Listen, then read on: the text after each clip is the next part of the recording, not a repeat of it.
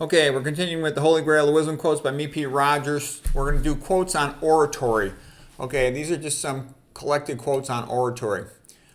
The first one is from Bruce Barton, and he says, "The essential element in personal magnetism is consuming sincerity and overwhelming faith in the importance of the work one has to do." I think that sort of leads to, credibility in the speaker, kind of like Aristotle had said, logos, ethos, and pathos. So ethos is ethics, and it's sort of like you're coming from the moral high ground and you're telling the truth and you mean well.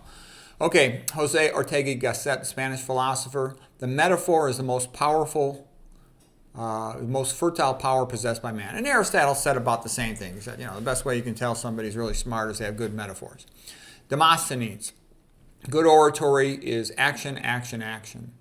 Jonathan Swift, "It is the first rule of oratory that a man must be such as he would persuade others to be, and that can be accomplished only by the force of his life." Yeah, and so what that also means is, whenever I see somebody who's fat, I'm like, you can't take him seriously as a health coach, because if you can't make yourself slim, then, how are you going to get anybody else to be slim, okay? That's why I think some of those health coaches are kind of bogus. You say this big fat guy like Andrew Weil, he doesn't know anything about diet if he's fat, okay? If you're fat, you don't know nutrition. It's just a fact, okay? If you knew nutrition, you wouldn't be fat. Jordan B. Peterson says, "The highest human skill is top-notch articulated speech." Okay, and kind of one of the points I'm doing this talk, some of these talks are like for younger people, for people real interested in self-development, to get it, okay? Because you get distracted, you waste your time with a lot of BS, and they tell you, somebody's smart if they can fill out a Scantron test. But it's much more useful in real life to be articulate. And if you're articulate, then you can write well too. Kenneth Burke, he's a scholar of rhetoric. He says, "Rhetoric is more than good persuasion. It is good communication." Okay, next one I'm going to mention here is a quote by Quintilian. Quintilian ran a school of oratory in ancient Rome. And back in those days, it was a big deal to speak well. If you wanted to have power in your life, to become an orator, to become a lawyer, to be like Cicero, you had to be a good speaker. Okay? So he says, "The highest aim is to speak well. Rhetoric is the art of speaking well. Rhetorical figures give power to our words. An orator is a good man who is skilled in speaking. An orator is far more active and far superior to a philosopher.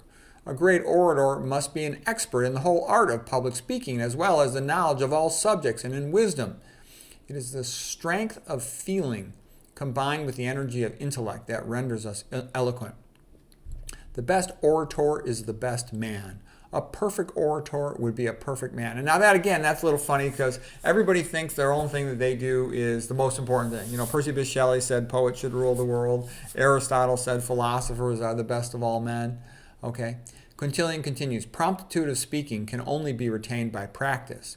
The best practice is daily conversation with persons whose knowledge and wisdom we respect."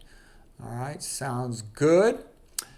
Demosthenes, "The three most important aspects of speech are delivery, delivery, delivery." Okay. And you learn to do things. You make gestures with your hands, with your face, to have a pregnant pause before you deliver a big climactic moment. William Safire, he was a guy who used to write about, grammar. He says, "A speech is an event. Great speeches tend to have drama and emotional turmoil." Okay. Speaker should maintain eye contact, dramatic pause for effect. Deprecating humor is okay. Always put it in a story, because the story is what people can follow. The speaker should try to optimize their physical fitness and their appearance. People would rather look at somebody who's fit and well-dressed compared to looking at somebody who's dressed like a slob, Like for some reason that's considered cool nowadays, to wear a t-shirt and, not comb your hair and look like a slob. I don't think that's cool. Okay, Ellis Petkus, maker of the YouTube channel, The Cost of Glory. He says, "The conservatives lost the cultural war in the 1900s. The great books is a losing team stopgap attempt to slow things down. Instead of studying great books, we should be studying great men." Now that's a great quote, and I like this guy. He's especially good on the Romans. He's great on Julius Caesar and some of the other Romans, okay? He does a little bit on the Greeks. He had been like a majored in the classics, I think, at Princeton. And it's a good YouTube channel, Cost of Glory. Mimesis is assimilation through imitation.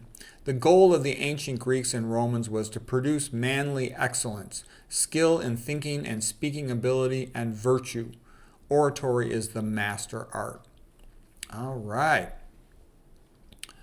Okay, let's see here. A couple quotes from Winston Churchill.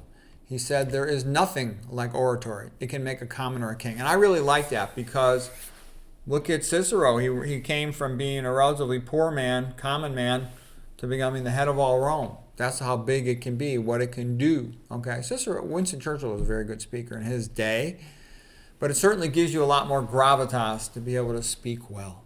Okay, you read a lot, you'll have a good vocabulary, but you got to practice speaking to be articulate. And in order to speak at a high level, you have to talk. You have to have at least one friend you can talk to at a high level, or make a YouTube channel and practice that way. But you got to talk. Winston Churchill, oratory is the most precious gift bestowed on men. One man with a conviction will overwhelm 100 who have only opinions. Okay, that's kind of like, Luther kicked Erasmus' butt. And Luther wanted to destroy the Catholic Church. Erasmus wanted to preserve it, but Luther was much more assertive and aggressive. It's also because Luther was backed by the princes. Okay, Erasmus was only weakly backed, so to speak, by the Catholic Church in comparison how strongly Luther was backed by the German princes.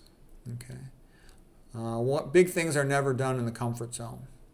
It is a good thing for an uneducated man to read a book of quotations. Yeah, that's how you learn the best things that have ever been said. Anyways, I hope you found that helpful.